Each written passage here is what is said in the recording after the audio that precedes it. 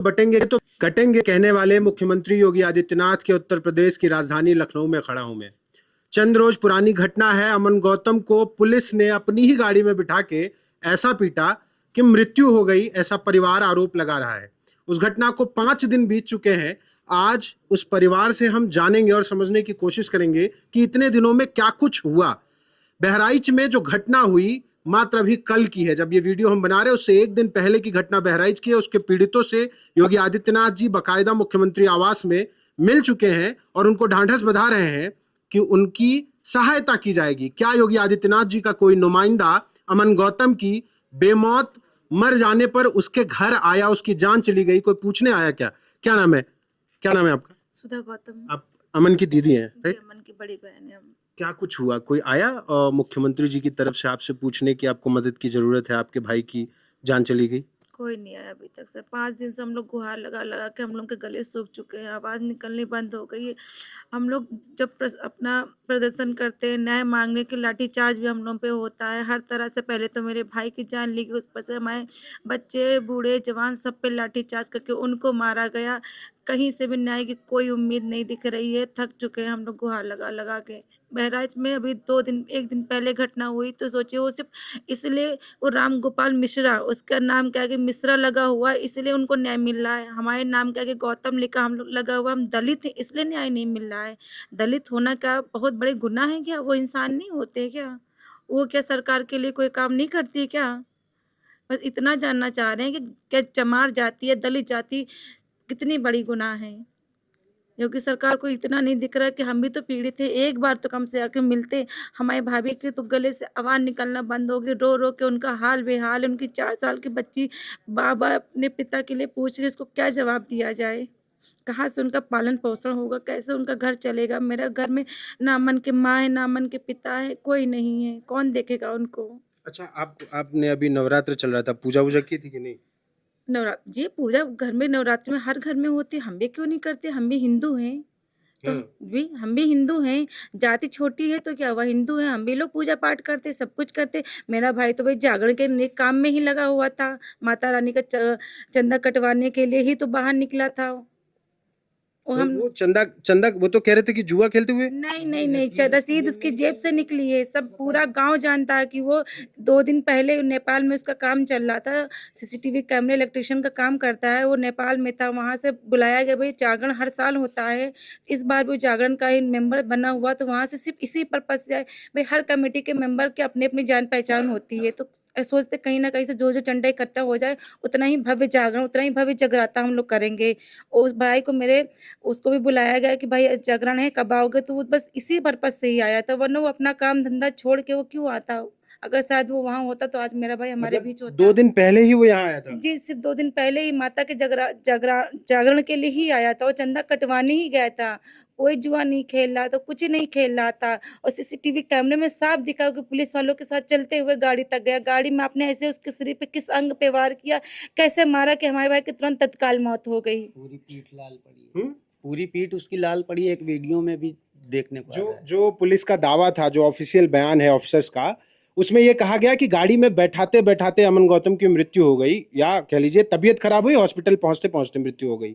लेकिन सच यह है कि उसका बाकायदा सीसीटीवी फुटेज है। अमन और जो साथी एक और पकड़ा गया था साथ में, बाकायदा पुलिस के साथ सुरक्षित चलते हुए उनकी गाड़ी तक जाते हुए उस सीसीटीवी में दिख रहे हैं। साइड में आपको सीसीटीवी फुटेज में मैं आपको दिखा रहा हूं। अच्छा, ये बताइए, इतना दिन हुआ, 5 दिन में कोई आया आपकी मदद करने? कुछ लोग आए? कौन आया? क्या मान लीजिए योगी जी नहीं आए, भाजपा के लोग नहीं आए, कोई लोग आए मदद करने की? बस ऐसे ही बस नेतागिरी करनी है सबको? नहीं, हमारे पास देखिए समाजवादी पार्टी के जो अखिलेश यादव के वो आए थे, आर.के. चौधरी जी, उन्होंने अखिलेश भाई ने हमारी जो भी सहायता थोड़ी-सी थी उन्होंने करी भी, जिनका कोई शासन प्रशासन अभी नहीं चल रहा। अभी जो अभी सत्ता में नहीं है। और हमारे पास अजय राय, विजय चंद्रशेखर भाई हमारे पास आए, सब लोग मिलने आए, सहानुभूति दी। लेकिन जिसका शासन प्रशासन चल रहा, जिसका सत्ता चल रहा, वहाँ से हमारे पास कोई नहीं आया अभी तक। पुलिस थाने से कोई आया? थाने से वैसे कोई नहीं आया। हमारे थाने वाले क्या आएँगे? वो तो भई खुद दोषी हैं। वो तो हम लोग को डराने धमकाने आ रहे हैं, हम पे दबाव डालने आ रहे हैं। वो हमारे साथ मदद करने नहीं आ रहे। अगर वो मदद मेरी शुरू से ही करते तो शायद हम लोग को ये लड़ाई इतनी लंबी ना लड़नी पड़ती। अगर वो दोषियों को तुरंत ही पकड़ लेते तो हमको ये लड़ाई यहाँ तक लानी ना पड़ती। हमें धरने पे नहीं बैठना पड़ता, हमें लाठीचार्ज नहीं उनको करना पड़ता, हमें लाठियां नहीं खानी पड़ती। अगर पुलिस वाले हमारी शुरू से ही मदद कर देते। अभी आप बता रहे थे कि कोई जांच वाच के लिए आया था। वो विवेचना के लिए आए हुए थे पुलिस वाले। वो विवेचना के लिए हम पे दबाव डाल रहे थे कि जो पीड़िता है उसको आप आकर 2 लोग आकर के विवेचना इस तरह से नहीं होती है। विवेचना भाई जब पीड़ित अपने हालत में होगी, बोलने के हालत में होती। किसको अकेले किसको बुला रहे थे? मृतका की पत्नी को। और डराना धमकाना तो नहीं चाह रहे थे? क्या लग रहा था उनका टोन? भाई उनका टोन यही है कि जब शुरू से डरा धमका रहे हैं। जब मेरे भाई की जान ले ली उन्होंने, हम पे लाठीचार्ज करवा दो, क्या उसको डरा धमका कुछ नहीं लिखवा सकते थे? कुछ भी करवा सकते हैं। ये जब शासन उनका चल रहा है तो कुछ भी करवा सकते हैं, क्योंकि हम लोग दलित समाज से हैं, हम लोग कोई शरण जाति से नहीं है। आगे क्या करना है अभी? हमें न्याय चाहिए, सीबीआई जांच बैठाई चाहिए। हमें सीबीआई की जांच चाहिए। हम सरकार से मांग करते हैं कि इस जो भी घटना हुई है अमन गौतम की, तो उसके लिए सीबीआई जांच होनी चाहिए। यहाँ के किसी भी आसपास के, इसी थाने की नहीं, किसी भी आसपास थाने की किसी भी पुलिस टीम से हमें कोई भी न्याय की उम्मीद नहीं है। बिल्कुल भरोसा नहीं है? बिल्कुल भरोसा नहीं है। जांच तो यही करेंगे, कमेटी तो बन गई। कमेटी तोड़ी भी जा सकती है, नया आदेश पारित कर सकते हैं, सरकार तो कर सकती है। सरकार कर सकती है जी, मुकदमा दर्ज हो गया ना? मुकदमा दर्ज हो गया, अज्ञात में किया है, गैर इरादतन हत्या का मुकदमा दर्ज किया है। अगर आपकी कस्टडी में हत्या हो रही तो उसमें इरादा या गैर इरादा क्या होता है? हत्या तो पुलिस कस्टडी में हुई है ना।